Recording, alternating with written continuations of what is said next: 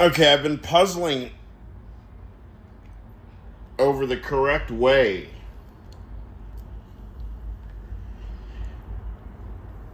to end the Trump era, because it's coming to an end.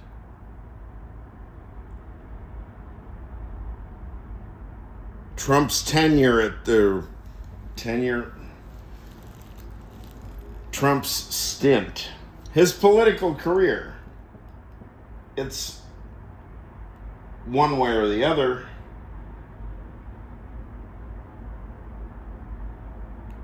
Very, very few days are left, because there's obvious reasons. The thing that I'm puzzling about is that for all the talk that I listened to, mainly the past couple of weeks, I'm listening to what? Daily Beast, Legal AF, Pumps and Welch,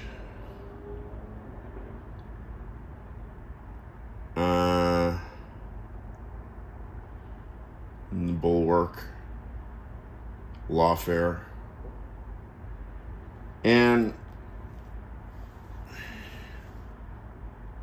similar to the way that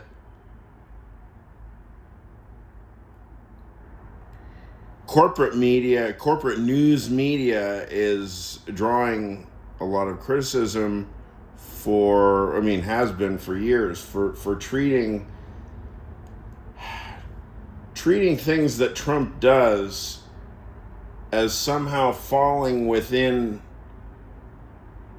the purview or the bailiwick or the range of possibilities that one might expect that a president might do. For example, the past couple of days, he's just been saying,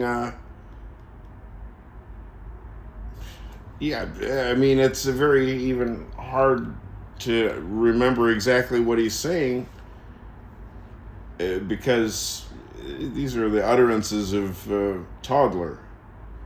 But if you don't behave the way that I want you to behave, I'm just gonna beat you to smithereens.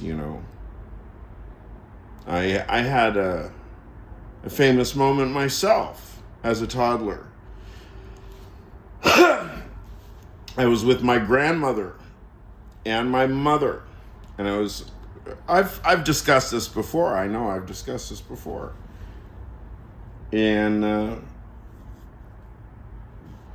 I was really angry. Maybe I was 4 years old, and I yelled at my mother. I said that I just wanted to explode her into smithereens or something like that, because I was angry at her. And my grandmother told me that I was not angry at my mother, and that I didn't really mean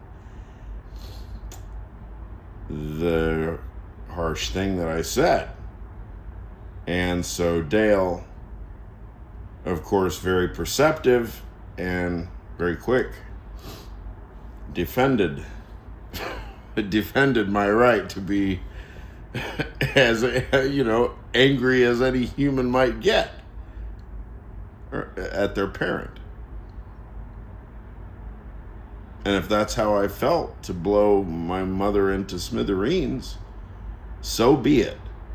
Didn't mean that I was actually going to harm her, but that was the way that I felt.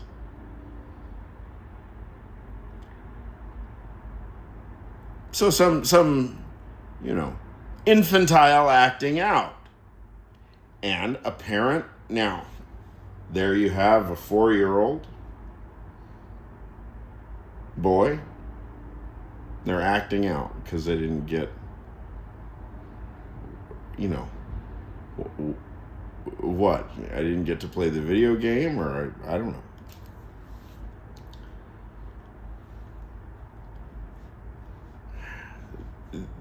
these are stories like one would expect, I would imagine. The behavior of a child is met with the regulative resistance and real limits of an adult who has experience and who can recognize the mistakes right in front of their face. Without pomp or circumstance,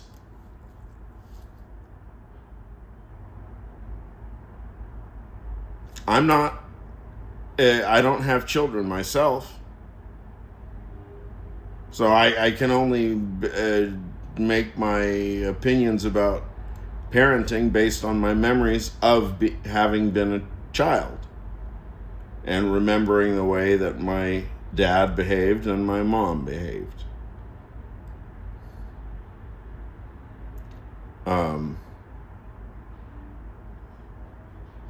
Mistakes properly. I mean, this is no comment about my dad. This is only my mom who had the mostly influence on me.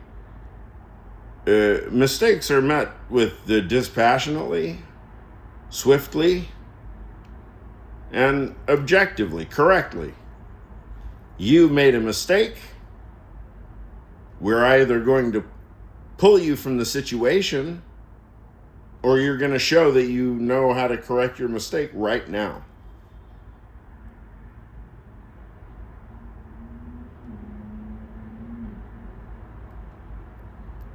And yet, oh dear Americans, and yet, were it really so simple? I guess, I don't know how many parents are like my mother,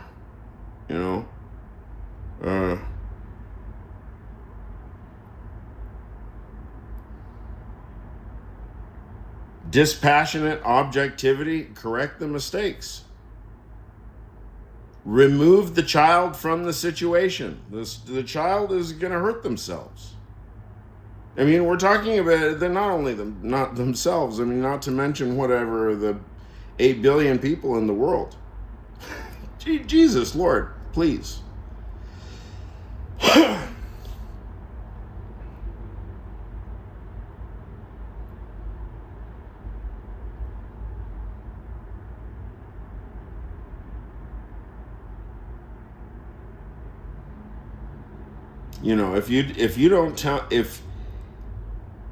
If you don't submit to me, if you don't tell me that I won the war, doesn't matter what happened. You just have to tell me that I won the war. And then the rest, I don't care. Do whatever the fuck you want. I don't care. I just came. I did everybody a favor. Bombed the living daylights out of your country. Bye-bye. You're welcome.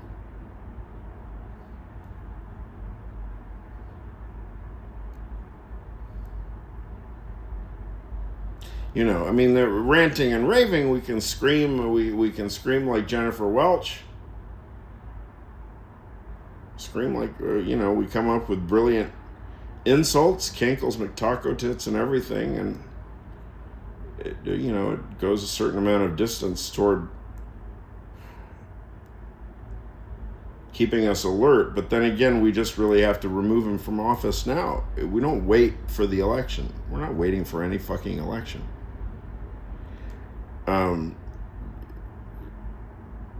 Because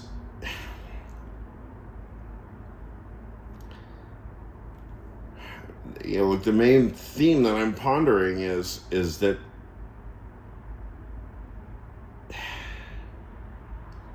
if this is met with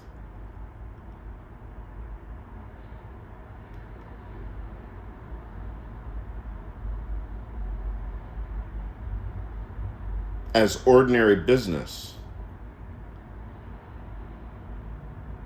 if this is approached as ordinary business, Well, yeah, just wait till the next election.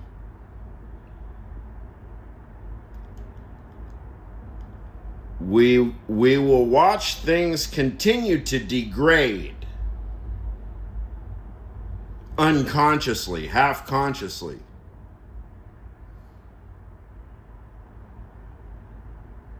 Because they'll meander for a while. 2 months, 4 months, 6 months. And then somebody will show up. Nick Fuentes will show up. Openly racist. Openly misogynistic. I mean, and then we'll get excited. Oh, we have to do something. Wait till the next election. No.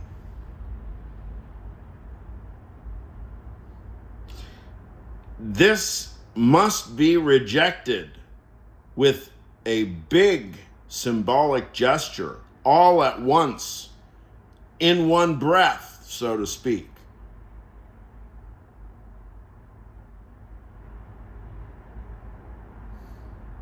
The phenomenon, not only the phenomenon, the principle, the structure, the era itself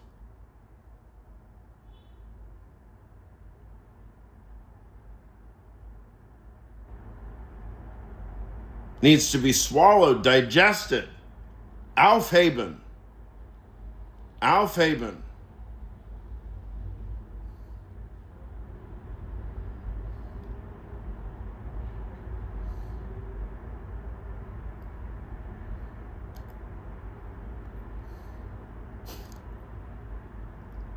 You can degrade the culture very easily. Degrade the culture. I mean, it's astonishing. Really, so many mores and conventions just seem to have disappeared overnight. The idea that, people don't know how to get laid. People literally don't know how to fuck. Oh, I'll leave it on this. This is a nice cheerful note. Now, it's not cheerful. Okay. We look, present,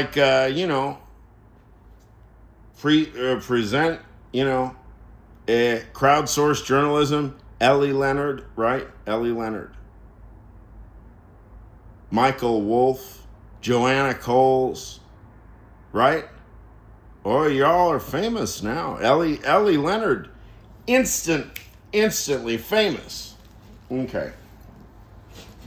Now, I am on record. I am 100% card carrying Ellie Leonard fan club committed.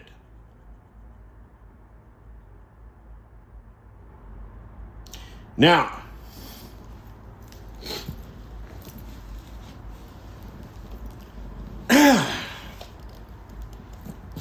I'm not going to expound and reiterate the reasons why, but it's very easy to see. I hope it'll come clear just by the nature of my presentation. So, Ellie Leonard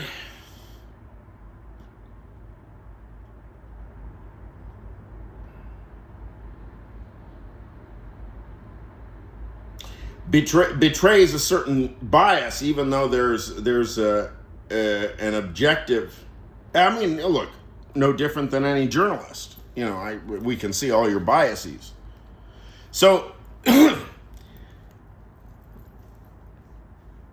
to refer to Jeffrey Epstein, quote, as the devil, if that's what Michael Wolff was referring to him as. And Ellie Leonard is delivering, reading the emails between Jeffrey Epstein and Michael Wolff. And she is a little bit cynically, a little bit facetiously making the comment after reading the Michael Wolff line where he's being so cordial and contrived toward Epstein, because it's this whole contrived, sort of inauthentic, world of highfalutin Manhattan scheming or whatever, right? The world that we know, that's what that world is. We do know that. And so, regarding the idiosyncrasies of the conversation between them after the comments, after the lines of Michael Wolff that Ellie Leonard reads, she, parenthetically comments, remember, he's behaving this way to the devil himself. Or pure evil, or the devil, pure evil, something. And she makes the joke, and she returns to the joke. Fair enough.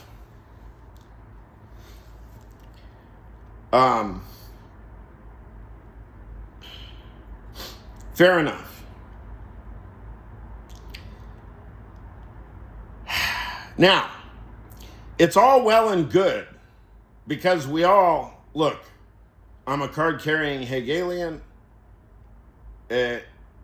Nobody knows the nature of the so-called beautiful soul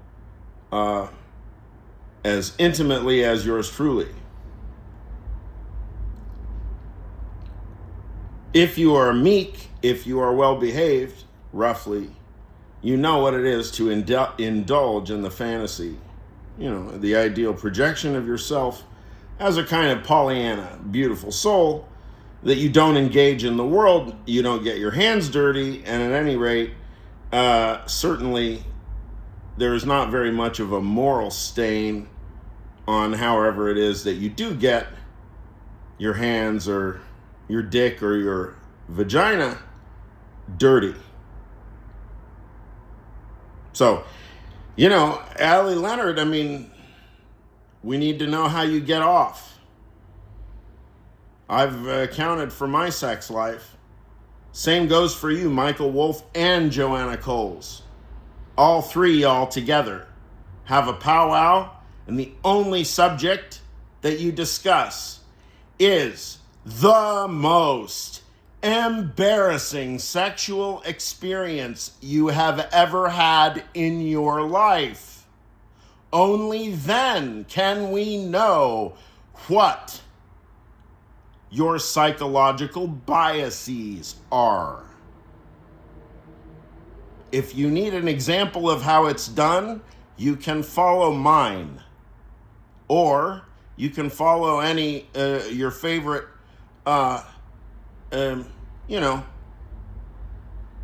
respectable stand-up.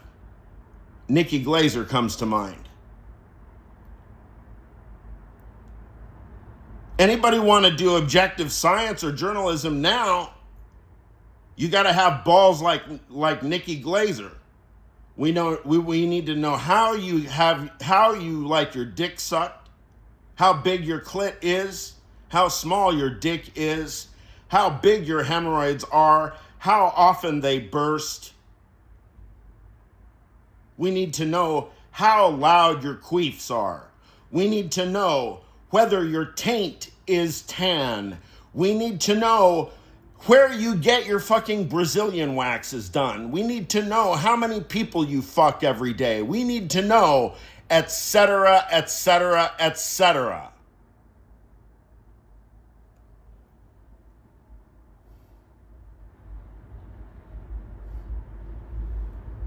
¿Me entiende? ¿Me entiende? Capisci?